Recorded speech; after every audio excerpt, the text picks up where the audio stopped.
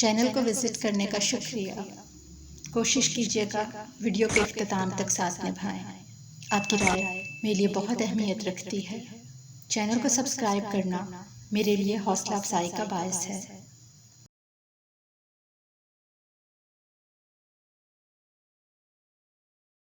زویا، زویا، کیا بات ہے؟ اتنا شور کیوں مچا رہی ہو؟ اس نے لکھتے لکھتے جھکے سر کے ساتھ پلکیں اٹھا کر ایک نظر اسے دیکھا، پھر سر جھکا کر اپنے کام میں مصروف ہو گئی۔ اٹھے باہر چلتے ہیں، وہ اس کے قریب چارپائی پر بیٹھتے ہوئے بولی۔ باہر کدھر؟ کتاب پر نظریں جمائے اس نے پوچھا۔ پہلے یہ لکھنا تو بند کریں۔ اس نے ہاتھ سے کتابیں لینا چاہی۔ کام کرنے دو نا۔ آپ کو پتہ ہے میں اس وقت سخت بور ہو رہی ہوں، منہ بناتے ہوئے اس نے شامین کو کہتے سنا تھا۔ تو اس سلسلے میں میں تمہاری کیا مدد کر سکتی ہوں؟ کہیں گھومنے چلتے ہیں۔ آنکھیں گھماتے ہوئے شامین نے اپنے خیال میں زبردست آئیڈیا دیا تھا۔ سوری، یہ کام تو میں نہیں کر سکتی کہ ابھی مجھے بہت کام کرنے ہیں۔ میری زندگی کتنی ہستی مسکراتی ہو جائے جو آپ کے یہ بے وقت کے کام ختم ہو جائیں۔ قسم سے آپ کہ ان کاموں نے تو میری اچھی بھلی پرسکون زندگی کو بور کر کے رکھ دیا ہے۔ ویسے ایک بات تو بتائیں، یہ آپ کے کام تبھی کیوں شروع ہوتے ہیں جب میری زندگی کا بورنگ پیریڈ سٹارٹ ہوتا ہے؟ ایک مرتبہ وہ پھر سے سٹارٹ لے چکی تھی۔ ارے ہستی مسکراتی پرسکون زندگی کی مالک میری پیاری بہنا، یہ لو میرا کام ختم۔ شامین کی باتوں پر مسکراتے ہوئے اس نے کتابیں بند کر دی تھیں۔ تو چلیں؟ ایک مرتبہ پھر سے اس نے مطالبہ دہرایا۔ نہیں، باہر نہیں جانا، گھر میں رہ کے جو کرنا ہے کر لو۔ اس نے شامین کی بات پر صاف انکار کیا تھا۔ بڑی سخت پابندی ہے، کیا آنٹی کے کہنے پر بھی یہ پابندی ختم نہیں ہو سکتی؟ قطعی نہیں۔ شامین کی بات پر مسکراتے ہوئے اس نے سختی سے نفی میں سر ہلایا۔ اوہو، تو پھر سوچنے والی بات ہے کہ گھر میں رہ کر بوریت کو کیسے ختم کیا جائے۔ چلے ایسا کرتے ہیں کہ باتیں ہی کر لیتے ہیں۔ تمہاری پڑھائی کیسی جا رہی ہے؟ اس نے پوچھنا چاہا۔ کچھ خدا کا خوف کرو بی بی، باتیں کرنے کو کہا ہے، یہ پڑھائی کا ذکر کہاں سے آ گیا؟ باتیں ہی کرنی ہے تو اچھی اچھی ہستی مسکراتی شرارتی کھلکھلاتی باتیں کرے نا۔ توبہ ہے شامین، باتیں بنانا تو کوئی تم سے سیکھے۔ بے اختیار ہی اس کی باتوں پر سر پکڑ کر وہ کہے بنا نہ رہ سکی۔ نوازش، شکریہ۔ جواب میں وہ ہاتھ ماتھے تک لے جا کر اس سے کہہ رہی تھی۔ ویسے یہی باتیں تم خالہ امی سے کیوں نہیں کرتی؟ یکدم ہی اس نے شامین سے پوچھا تھا۔ کی تھیں، بلکہ کوشش کی تھی ایک مرتبہ کرنے کی، اس نے جواب دیا۔ تو پھر؟ ابھی 5 منٹ ہی مشکل سے گزرے تھے کہ اپنا سر پکڑ کے بیٹھ گئی۔ کہنے لگی خدا نے بڑا حوصلہ دیا ہے تمہاری بہن کو، جو گھنٹوں تمہاری باتیں سنتی ہے اور اف تک نہیں کرتی۔ اس کی اس بات پر بے اختیار ہی وہ ہنسنا شروع ہو گئی تھی۔ چند لمحے شامین اسے محویت سے دیکھتی رہی، پھر بولی، نازو باجی، آپ ہنستی ہوئی بہت اچھی لگتی ہیں۔ مجھے تو تمہاری ہنسی بہت پیاری لگتی ہے، جواب میں اس نے کہا۔ مجھے تو آپ پوری کی پوری اچھی لگتی ہیں، جواباً شامین بولی۔ اور مجھے تو تمہاری کوئی بات بھی بری نہیں لگتی، ایک مرتبہ پھر زویا بولی۔ چیٹنگ چیٹنگ، شامین نے کہا۔ تم نے اسکول کا کام ختم کر لیا؟ نہیں، ابھی ٹائم ہے، منہ بناتے ہوئے شامین بولی۔ وہ اس سے 4-5 سال چھوٹی تھی اور پڑوس میں رہنے والی خالہ سریا کی بیٹی تھی۔ ایسا کرو، تم کتابیں یہی لے آؤ، تم اپنا کام کرنا، میں اپنا کام کروں گی۔ نازو، اس نے احتجاج کرنا چاہا۔ بس بہت ہو گئی باتیں، چلو اٹھو شاباش۔ اس مرتبہ اس نے کوئی انکار نہیں سنا تھا۔ مجھے آپ اس وقت بہت بری لگ رہی ہیں، وہ کہے بنا نہ رہ سکی۔ لیکن مجھے تو تم کبھی بھی بری نہیں لگتی۔ اس نے پیر پٹکتے ہوئے شامین کو کمرے سے نکلتے دیکھا تھا اور پھر مسکرا کر دوبارہ سے اپنے کام میں مگن ہو گئی۔ جس دن وہ ریہیبلیٹیشن سینٹر سے اپنا ٹریٹمنٹ مکمل کروا کر باہر نکلا تھا، اس کا اٹھتا ہر قدم اس کے دل میں ایک نیا احساس پیدا کر رہا تھا۔ اس نے نظر اٹھا کر آسمان کی جانب دیکھا تھا۔ اس نے سوچا تھا، کیا یہ ہمیشہ سے اتنا خوبصورت ہے؟ پھر ایم اے کا ایگزام A گریڈ میں پاس کرتے ہی اس نے زندگی کو ایک نئے روپ میں دیکھا تھا۔ جنید کے A گریڈ کے مقابلے میں اس کا A+ گریڈ ہر کسی کو حیران کر گیا تھا۔ اکرام صاحب کے ہاتھ میں رپورٹ کارڈ پکڑاتے ہوئے اس نے نظریں ان کے چہرے پر جما دی تھیں اور اس کے کان منتظر تھے کہ وہ کچھ بولیں گے، اور پھر وہ کچھ نہیں بولے تھے۔ خاموشی سے انہوں نے کارڈ اسے واپس پکڑا دیا تھا۔ وہ بے دلی سے اٹھایا تھا۔ اسے ملیحہ نے مبارکباد دی تھی، جنید نے بھی حیرت کا اظہار کیا تھا، ساتھ میں مبارک بھی دی تھی، لیکن اس کے کان جس کی مبارک سننے کے منتظر تھے، اسی نے مبارکباد نہیں دی تھی۔ انہوں نے تو مجھ سے کچھ بھی نہیں کہا۔ میں انتظار ہی کرتا رہا کہ وہ کچھ کہیں گے، کوئی خوشی کا لفظ، لیکن وہ کچھ نہیں بولے۔ عائشہ نے اسے پریشانی میں کہتے سنا تھا، یہ تو کوئی بڑی بات نہیں ہے جس کے لیے تم پریشان ہو۔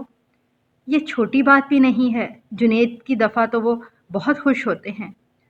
اسے ایک مرتبہ پھر سے اس کی آواز سنائی دی، تم اپنے فادر کے معاملے میں بہت اچھی ہو، اس کے علاوہ اور کوئی بات نہیں ہے۔ عائشہ کی بات پر اس کے چہرے پہ سایہ لہرایا تھا۔ اب اس نے عائشہ کو کہتے سنا تھا، آج تک تمہارے پاپا تمہاری ناکامیوں پر تمہیں برا بلا کہتے آئے ہیں، اب تمہاری اس کامیابی پر اگر وہ خاموش رہے ہیں تو کیا یہ تمہارے لیے کافی نہیں ہے؟ اس نے سر اٹھایا تھا۔ اس نے عائشہ کی نگاہیں اپنے چہرے پر جمی پائی تھیں۔ بہت عرصے بعد مجھے کوئی خوشی ملی ہے، چلو میں تمہیں ٹریٹ دیتا ہوں۔ یہ کوئی اتنی بڑی کامیابی نہیں ہے جسے اس طرح سیلیبریٹ کیا جائے۔ یہ تو ہر شخص کر رہا ہے، اور پھر تمہارے ساتھ کتنے ہی اسٹوڈنٹس ہیں جنہوں نے ایم اے کلیئر کیا ہے۔ تم پہلے شخص تو نہیں جس نے یہ انوکھا کام کیا ہے۔ ہر سال ہزاروں کی تعداد میں یہ ایگزام کلیئر کیا جاتا ہے۔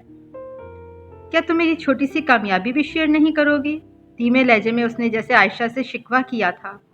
کروں گی، اس وقت جب تمہیں صحیح معنوں میں کوئی کامیابی ملے گی، تب تمہیں کہنے کی بھی ضرورت نہیں پڑے گی، میں خود تم سے ٹریٹ مانگوں گی۔ اس نے مزید اس سے اصرار نہیں کیا تھا، لیکن وہ بہت دیر تک اس سے باتیں کرتا رہا، اس سے اپنی فیلنگ شیئر کرتا رہا۔ وہ اسے بتا رہا تھا کہ اس نے کس طرح ڈرتے دل کے ساتھ اخبار میں رزلٹ کا کالم دیکھا تھا، پھر کتنی ہی دیر تک وہ اپنے رول نمبر کو لیے بے یقینی کی کیفیت سے دیکھتا رہا۔ بار بار وہ اپنا رول نمبر پڑھ رہا تھا، ہر مرتبہ اسے کسی اور کا رول نمبر لگتا تھا، ہر مرتبہ وہ اپنے دل کو ایک نئے انداز سے دھڑکتا پاتا تھا۔ کتنے ہی لمحے لگے تھے اس بے یقینی سے یقین تک کا سفر طے کرنے میں، اور وہ اس کی باتیں سن رہی تھی، ہمیشہ کی طرح، ایک اچھے لسنر کی طرح۔ جب وہ جانے لگی تو وہ بولی، فیصل اب میں کچھ دن یہاں نہیں آ سکوں گی۔ کیوں؟ بے چینی نے فیصل کے چہرے کا احاطہ کر لیا تھا۔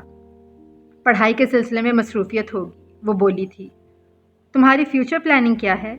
اس کے سوال پر عائشہ نے ایک لمحے کو اپنا دل دھڑکتا محسوس کیا تھا، پھر چند لمحوں بعد وہ بولی، میں نے زندگی میں آج تک پہلے کبھی سے پلاننگ نہیں کی۔ اس نے مسکراتے ہوئے کہا تھا۔ وہ بھی مسکرا دیا تھا، گو کہ وہ اس کے جواب سے مطمئن نہیں ہوا تھا، لیکن اس نے مزید اصرار نہیں کیا تھا۔ اس سے پہلے ہی وہ بہت مشکلوں سے ملی تھی، اور وہ اتنے اچھے دوست کو کھونا نہیں چاہتا تھا۔ سنو، تم میری بہت اچھی دوست ہو نا، وہ کہنا نہیں چاہتا تھا، لیکن پتہ نہیں کس طرح اس کی زبان سے پھسلا تھا۔ نہیں، میں بہت اچھی لسنر ہوں۔ اس نے عائشہ کو مسکراتے دیکھا تھا، لیکن خود اس کے ہونٹوں کی مسکراہٹ غائب ہو چکی تھی۔ خالہ اب دروازہ بند کر لیں، میں جا رہی ہوں۔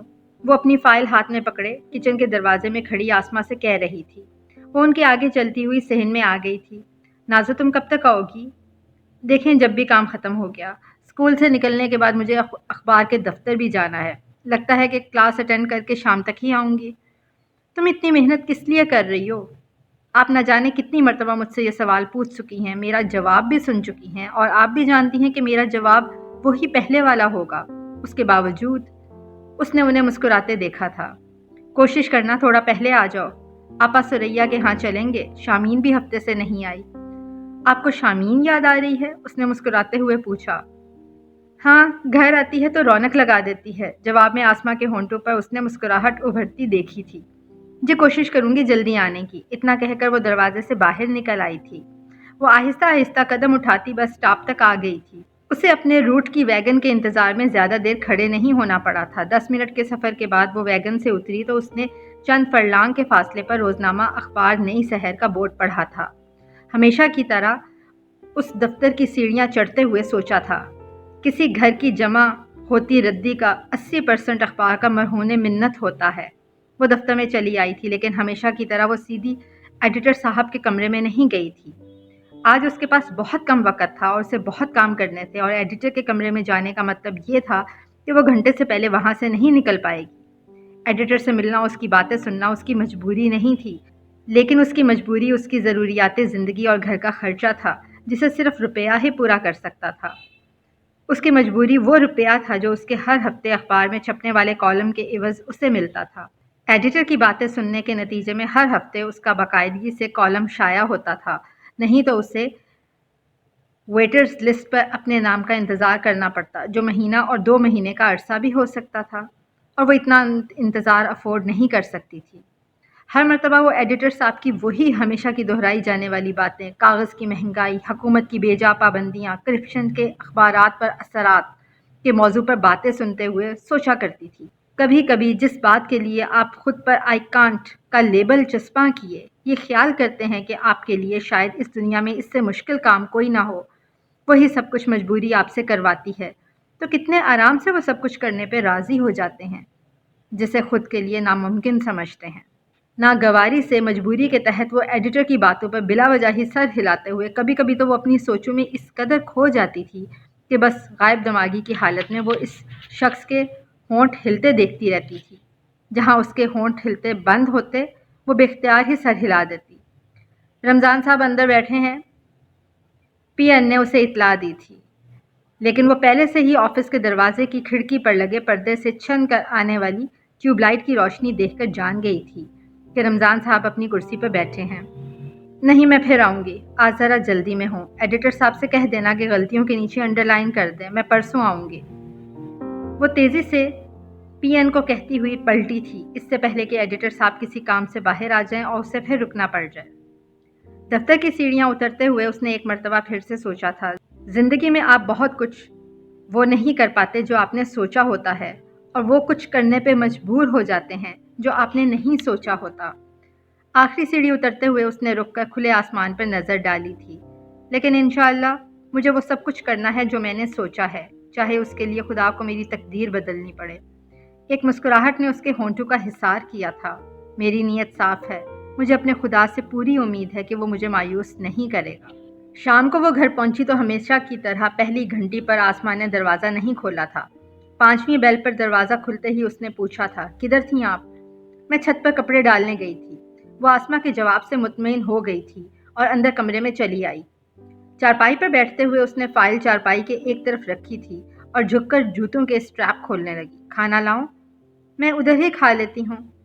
پیروں کو جوتوں کی قید سے آزاد کرتے ہوئے اس نے پاؤں کی انگلیوں کو اوپر نیچے ہلا کر سکون دینے کی کوشش کی تھی۔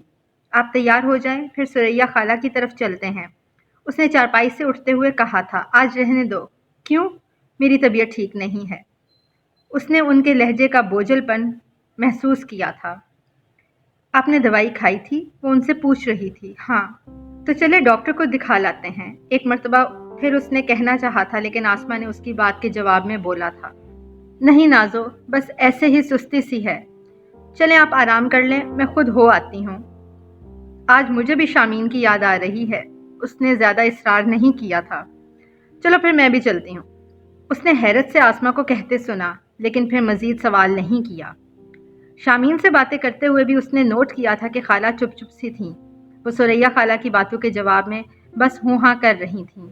واپس گھر آ کر اس نے چاہا تھا کہ وہ ان سے پوچھے، لیکن وہ خاموش رہی تھی۔ رات کے کھانے کے بعد وہ اپنی کتابیں اٹھائے اپنی چارپائی پہ چلی آئی تھی۔ ابھی کتابیں کھولی تھیں کہ اس نے آسما کو اپنے قریب آ کر بیٹھتے دیکھا تھا۔ اس نے نظر اٹھا کر ان کے چہرے کو دیکھا، وہ اسے سر جھکائے گہری سوچ میں محو محسوس ہوئی تھیں۔ آج اس خاموشی کے پیچھے یقیناً کوئی خاص بات ہوئی ہے۔ کیا بات ہے خالہ؟ کتابیں بند کر کے اس نے ان کے چہرے پر نگاہیں جمائے پوچھا، لیکن انہوں نے اس کی بات کا کوئی جواب نہیں دیا تھا۔ آج کوئی آیا تھا؟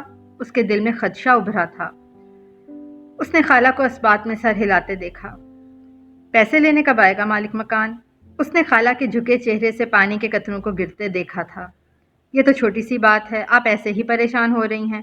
وہ قدرے مسکرائی تھی، حالانکہ وہ جانتی تھی کہ یہ کافی پریشانی والی بات ہے۔ اس کی بات کے جواب میں خالہ نے سر اٹھایا تھا۔ میں کل واپسی پر آتے ہوئے بینک سے پیسے لے آؤں گی۔ ایک مرتبہ پھر سے مسکراتے ہوئے اس نے خالہ کو مطمئن کرنا چاہا تھا۔ نازو تم، خالہ نے کہنا چاہا تھا، لیکن اس نے انہیں کہنے نہیں دیا تھا، کیونکہ وہ جانتی تھی کہ وہ کیا کہنا چاہتی ہیں۔ وہ انہیں کہنے سے روک سکتی تھی، لیکن انہیں یہ بات نہیں سمجھا سکتی تھی کہ خود خالہ کے اس کی ذات پہ کیا کیا احسانات ہے۔ وہ چاہتی بھی تو گنوا نہیں سکتی تھی، اور وہ گنوانا بھی نہیں چاہتی تھی۔ خالہ، میں جو کہہ رہی ہوں کہ میں کل پیسے لے آؤں گی، اب آپ جا کر سو جائیں تاکہ میں بھی کچھ کام کر لوں، ٹھیک؟ اس نے انہیں اپنی جگہ سے اٹھتے دیکھا تھا اور ایک مرتبہ پھر سے وہ اپنی کتابیں کھول کر پڑھنے میں مشغول ہو گئی تھی۔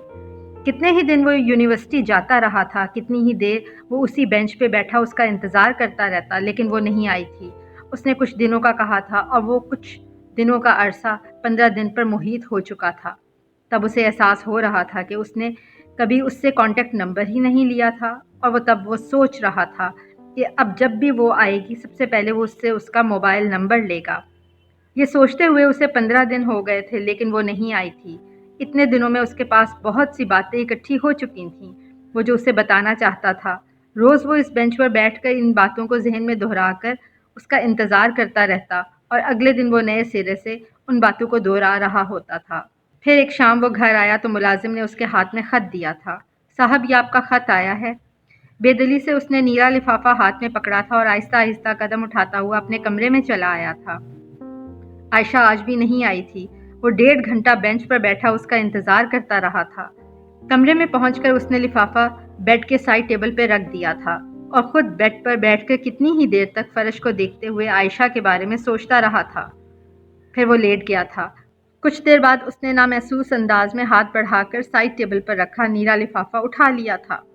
لفافے کے سامنے کی طرف اس کا نام اور نیچے ایڈریس لکھا ہوا تھا۔ کتنی ہی دیر وہ رائٹنگ پہچاننے کی کوشش کرتا رہا تھا۔ پھر اس نے لفافہ الٹا کر کے بھیجنے والے کا نام پڑھا تھا۔ نام پڑھتے ہی جیسے اسے کرنٹ لگا تھا، وہ بیڈ سے اٹھ بیٹھا تھا۔ اس نے ایک مرتبہ پھر سے نام پڑھ کر خود کو یقین دلایا تھا، اور یقین آنے پر اس نے تیزی سے لفافہ چاک کیا تھا۔ یہ کیا ہے؟ سفید کاغذ کھول کر اپنی نظروں کے سامنے کیا تھا۔ فیصل، میں یہ تو نہیں جانتی کہ مجھے تم سے مل کر آنا چاہیے تھا کہ نہیں، لیکن اتنا ضرور پتا ہے کہ تم مجھ سے ملنے ضرور آتے ہوگے۔ میں نے تمہیں چند دن کا کہا تھا، لیکن شاید میں مزید چند ماہ تم سے نہ مل سکوں۔ زندگی پچھلے چند ماہ سے بہت عجیب انداز سے گزر رہی ہے۔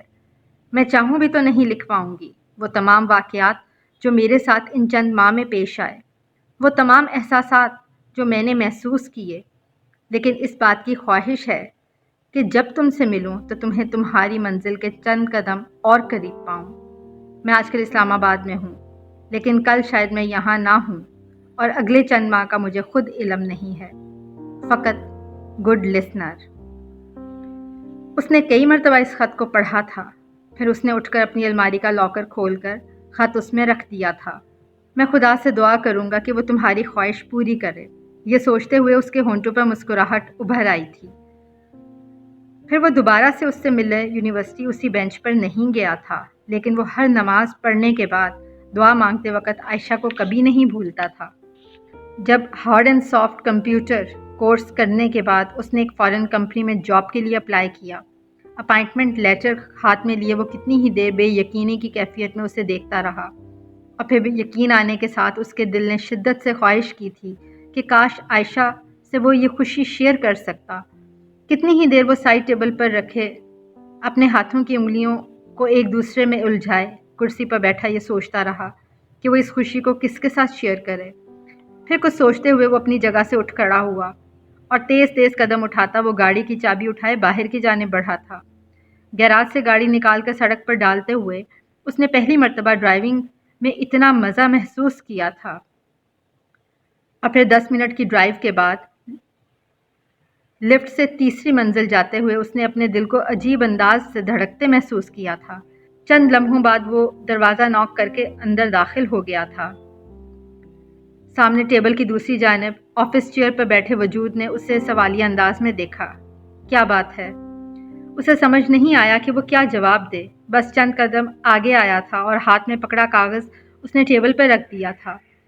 اس شخص نے آگے ہو کر وہ کاغذ اٹھا لیا تھا اور چند لمحے پڑھنے کے بعد انہوں نے اس کی جانب دیکھا تھا۔ پھر اگلے چند لمحے اسے خواب کی مانند لگے تھے، بالکل کسی سہانے خواب کی مانند۔